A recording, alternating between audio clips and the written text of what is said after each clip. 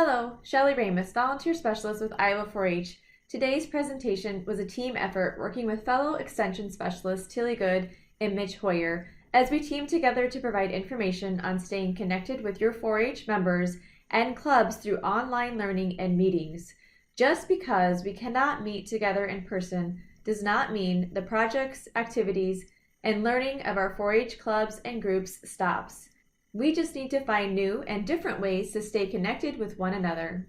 There are many creative ways that clubs can meet aside from holding regular business meetings online. For example, home-based service projects, educational presentation practice, online project learning, and so many more. Check out this resource from our colleagues at Rutgers Cooperative Extension for ideas on how to stay connected from a distance.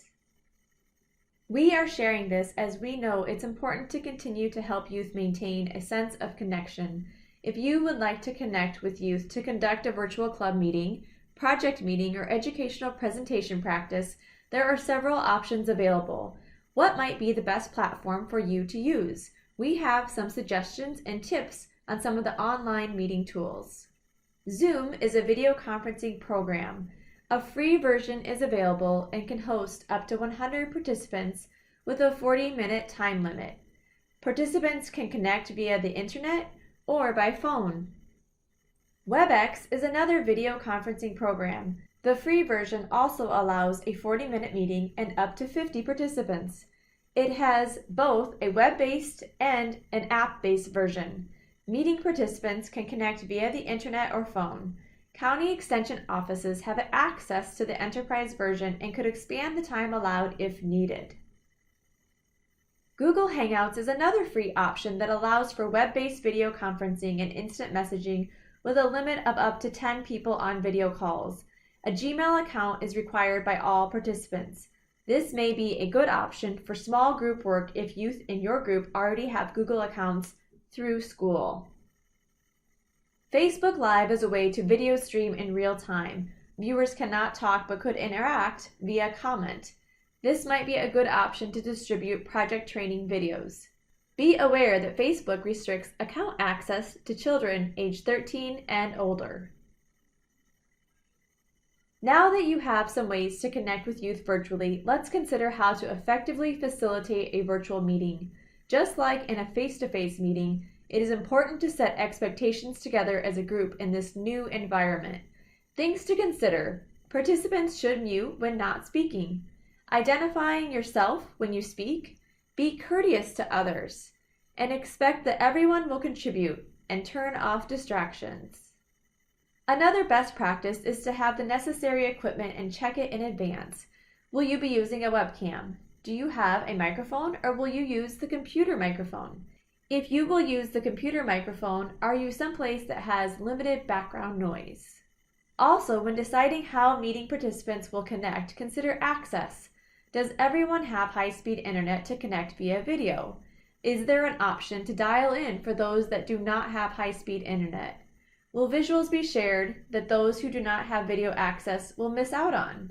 What can be done to ensure everyone has a similar experience regardless of how they connect? Internet and cell phone access may be unreliable or non-existent for some group members. How will you help those youth and families continue to be connected with the group? One thing to consider when organizing and sharing meeting details is to not share meeting access codes out publicly. Only share meeting login information with members and families. Parents or guardians should always give permission for their youth to participate. When meetings are online, encourage guardians to participate as a viewer. This helps with security of the meeting and helps families stay informed. If some club members are not able to participate, have a plan to share meeting information with them.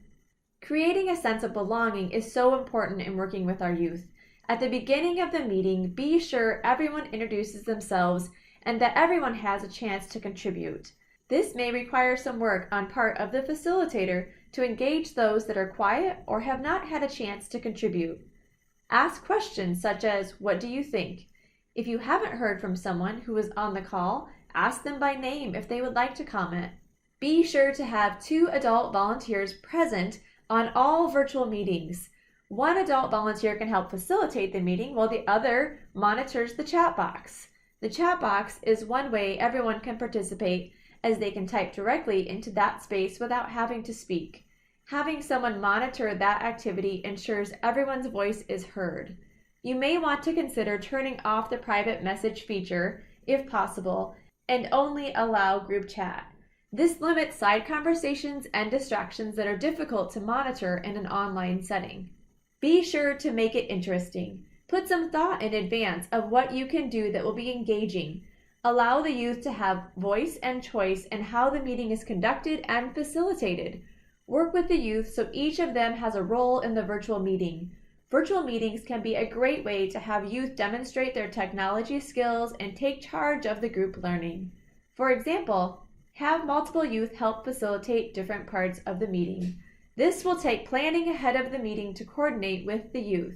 Also, if you have a large club, you may want to consider dividing online meetings into smaller groups to help with the group interaction.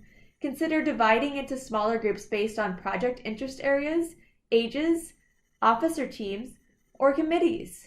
It is generally a best practice not to record virtual group meetings with youth unless you have parental permission from all parents of youth in that meeting. Recording of sessions with video images of youth should be limited. Exploring ways to connect with our youth virtually is a great way to continue engagement when face-to-face meetings are not possible. Find a platform that works for you and your youth and work together to create a new learning experience. In addition, check out the new volunteer tip sheet on our Volunteer Resources webpage titled Connecting Virtually with Youth. This new resource lists the many virtual platforms that were highlighted in today's video, along with tips and things to remember for each platform. If you need any assistance, be sure to reach out to your local county extension office. Thank you for all that you do as a caring adult volunteer working with the Iowa 4-H Youth Development Program.